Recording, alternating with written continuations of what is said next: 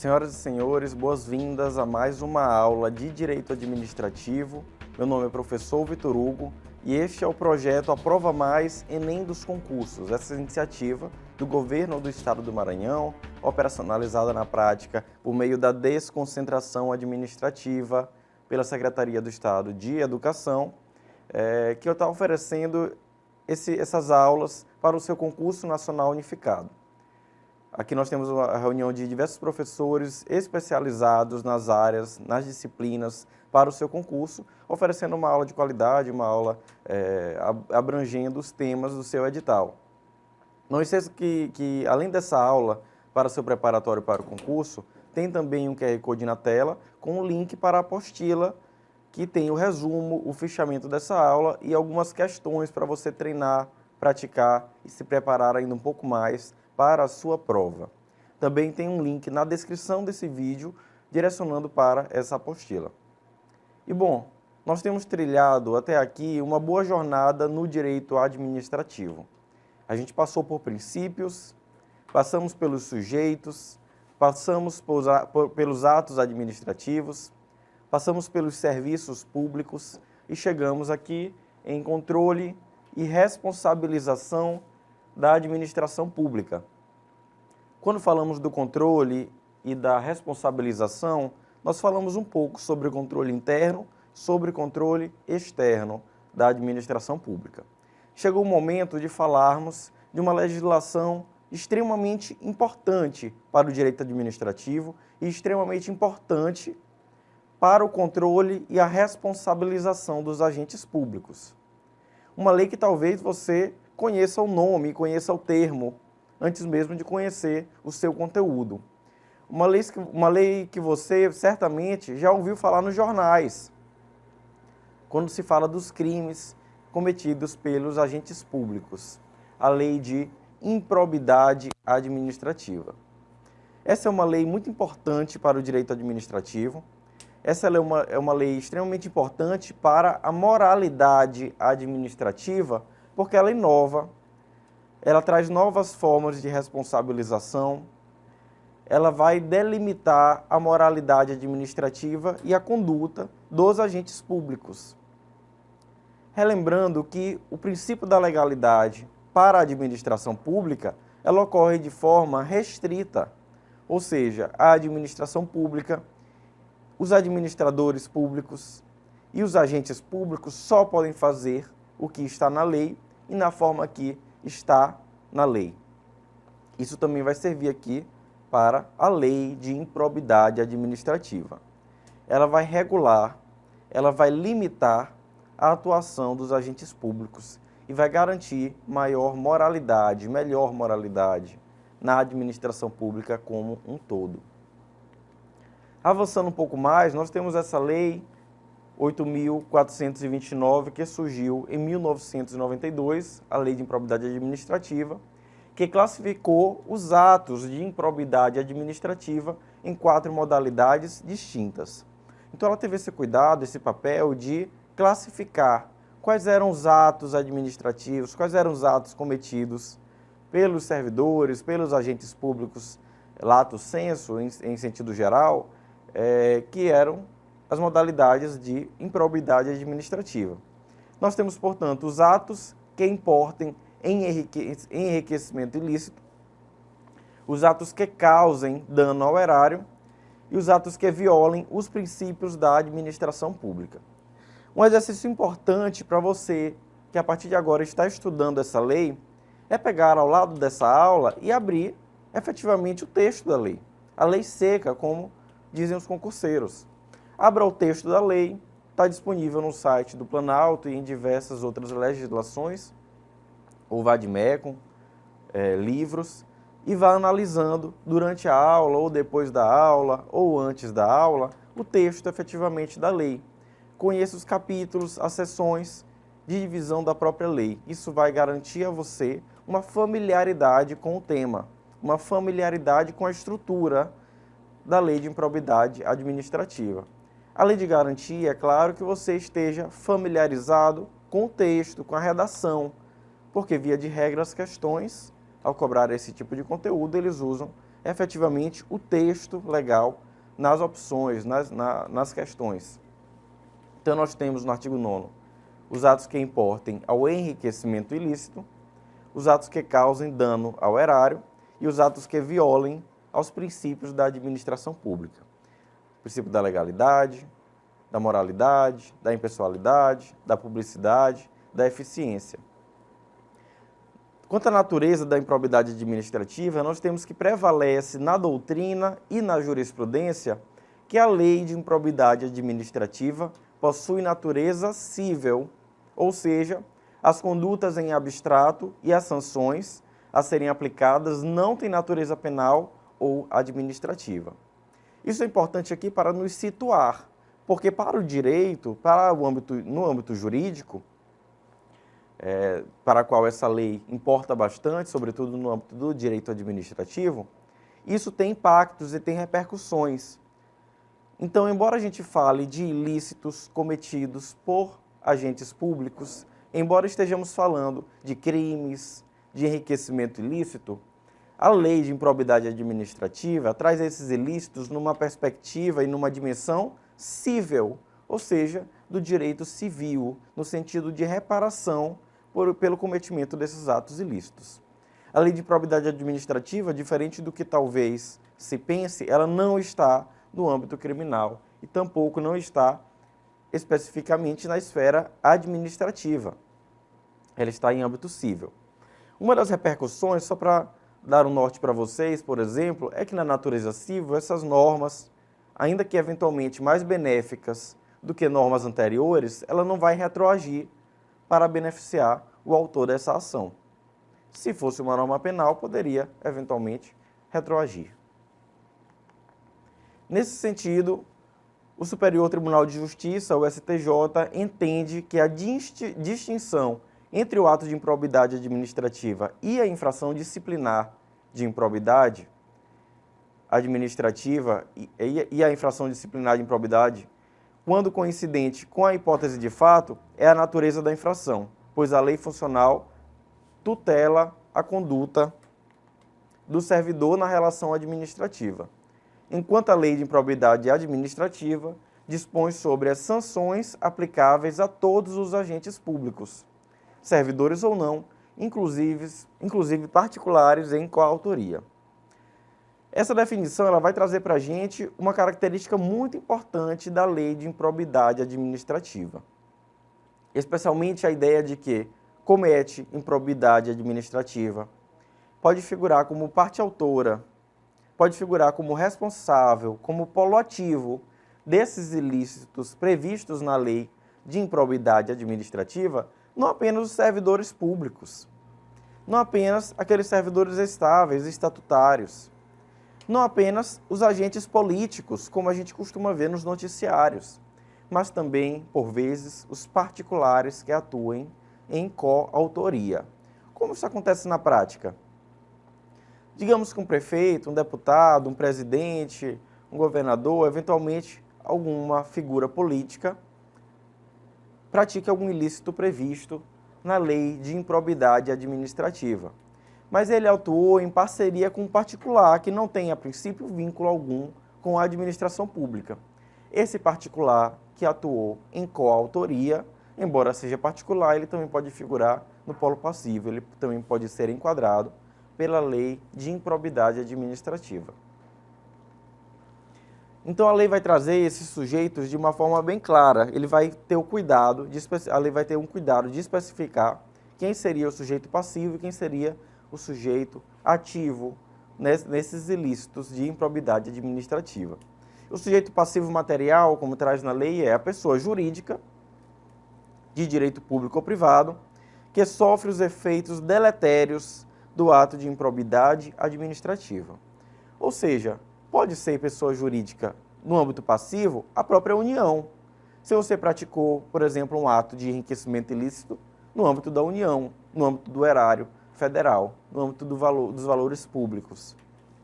Pode ser pessoa jurídica de direito público uma autarquia, o INSS, o IBAMA, o PROCON do seu estado, alguma autarquia que tenha sido criado pelo poder público, pela administração pública direta num processo de descentralização, ela pode ser também o sujeito passivo, aquela que vai sofrer o dano do ato de improbidade. Ou também uma pessoa jurídica de direito privado, eventualmente, por exemplo, um banco público, uma empresa estatal, uma sociedade de economia mista, uma empresa pública, também podem ser sujeitos passivos nesse caso. Como sujeito ativo da lei de improbidade administrativa, nós temos que o sujeito ativo, nesse caso, é a pessoa física ou jurídica. Então, enquanto o sujeito passivo era uma pessoa jurídica, seja de direito público ou de direito privado, no sujeito ativo nós temos uma pessoa física ou jurídica, que pratica esse ato de improbidade administrativa, o que no caso concorre para a sua prática, ou seja, que também colabora com a prática desse ato de improbidade administrativa. E aí a lei vai nos trazer as modalidades que a gente viu no início de improbidade administrativa. A primeira modalidade, efetivamente, é a de enriquecimento ilícito. Talvez um termo que você já esteja até familiarizado, porque se discute muito isso na esfera pública, se discute muito isso nos noticiários, se discute muito isso quando a gente ouve falar dos crimes de corrupção, das suspeitas, das investigações relacionadas aos crimes de corrupção. No artigo 9º vai falar que constitui ato de improbidade administrativa, importando em enriquecimento ilícito, ao ferir, mediante a prática de ato doloso, ou seja, eu tenho dolo, eu tenho o efeito intencional, qualquer tipo de vantagem patrimonial indevida em razão do exercício de cargo, de mandato, de função, de emprego, ou de atividade nas entidades referidas no artigo 1º dessa lei, e notadamente, e aí vai seguindo, falando sobre as possibilidades de enriquecimento ilícito. O que nós temos aqui como elemento central, como núcleo da conceituação do enriquecimento ilícito é auferir, mediante prática de ato doloso, qualquer tipo de vantagem patrimonial indevida em razão do exercício do cargo. Ele está falando aqui a pessoa que ocupa um cargo público, seja um cargo de natureza política, seja um cargo efetivo, seja um cargo comissionado, por exemplo, e que ele se usa das vantagens desse cargo para ter uma vantagem pessoal. Ele se usa das prerrogativas do cargo para ter uma vantagem pessoal de forma dolosa, de forma intencional. Seja uma vantagem pessoal, seja, enfim, a vantagem para terceiro, mas com finalidades pessoais. Nesse caso, eu tenho atos de enriquecimento ilícito. Ele está enriquecendo, ele está tendo essa vantagem, ele está ganhando de alguma forma, de forma ilegal, de forma ilícita. E aí a improbidade administrativa trará esses tipos, essas classificações. Ainda no enriquecimento ilícito, a lei nos traz alguns elementos essenciais para a configuração. Ou seja, a obtenção de uma vantagem pessoal, como discutimos, o fato dessa vantagem ser indevida por um agente público, ou seja, a pessoa que ocupa um cargo, que ocupa uma função, que ocupa um emprego ou que exerce atividade nas entidades arroladas no artigo 1º da lei, isoladamente ou em concurso com terceiro que concorra para a prática do ato. Justamente, estou aqui desenhando a classificação do artigo anterior. Ainda de forma intencional, ou seja, só se admite dolo. Nesse caso, eu não admito a pessoa que eventualmente atuou por culpa, atuou por imprudência, por negligência, que ela não tinha intenção no resultado, e devendo estar presente a relação de causalidade, ou seja, o nexo causal, a relação de causa e efeito, entre a obtenção da vantagem e a conduta do sujeito ativo de improbidade administrativa em razão do cargo. Nesse caso, eu estou falando que tem que ter uma relação de causa e efeito, de causa e consequência, entre o ato ilícito, doloso, e entre o dano à administração pública. Tem que ter uma relação, obviamente, de causalidade, como a gente aprendeu lá na responsabilidade administrativa. Outra modalidade são os atos lesivos ao erário. Aqui não se fala mais de enriquecimento ilícito, mas de ato que é lesivo, que é prejudicial ao erário. Artigo 10º. Constitui ato de improbidade administrativa que causa lesão ao erário qualquer ação ou omissão dolosa quem seja efetiva e comprovadamente perda patrimonial, desvio, apropriação, malbaratamento ou dilapidação dos bens ou haveres das entidades referidas no artigo 1º. Nesse caso, você não fala de oferir vantagem pessoal, mediante ato doloso, ilícito. Aqui o que você fala é de que quando por ação ou omissão dolosa há esses danos ao patrimônio público, há esses danos ao erário, aos valores públicos. Então a gente tem como elemento essencial a conduta dolosa do agente público, que por ação ou omissão, aqui eu admito o fator omissão, ou seja, atos comissivos ou omissivos, que causem prejuízo, que causem dano ao erário. E eu falo novamente do nexo de causalidade entre a ação ou omissão, oriunda do exercício, e o dano. Tem que ter uma relação de causa e efeito entre a ação e omissão e o dano ao erário, necessariamente para configurar um ato lesivo ao erário. Nós temos ainda a modalidade dos atos que atentam contra os princípios da administração pública. Aqui não se fala de enriquecimento, aqui não se fala diretamente de dano ao erário. Aqui eu falo de algo que atenta contra os princípios da administração pública, como, por exemplo, aqueles que estão lá no artigo 37 da Constituição. Artigo 11º, constitui ato de improbidade administrativa que atenta contra os princípios da administração pública qualquer ação ou omissão que viole os deveres de honestidade, de imparcialidade, legalidade e lealdade às instituições. E, notadamente, e aí vai trazer as espécies dos atos que atentam contra os princípios. Uma observação é que antes se entendia que o objeto de que tutela, de que trata o artigo 11º, era a observância de todos os princípios da administração pública, explícitos e implícitos, ou seja, o rol seria aberto. Agora, a configuração da improbidade depende da caracterização de uma das condutas descritas nos seus incisos. Por isso que no caput, naquele texto que a gente leu, como visto, o legislador usou o termo caracterizada por uma das seguintes condutas. Então ele fala dos atos lesivos aos princípios e ele elenca quais seriam esses atos. A organização social, já indo para as questões, nós temos a primeira questão. A organização social alfa celebrou contrato de gestão. A gente já aprendeu o que é um contrato de gestão, a diferença de um contrato de gestão para os contratos de outra natureza, como os atos de império na administração pública, ou os contratos por adesão. Então, a organização social alfa celebrou um contrato de gestão com a União para desenvolver determinado projeto de interesse público, havendo a correlata transferência de recursos públicos para a realização deste objetivo.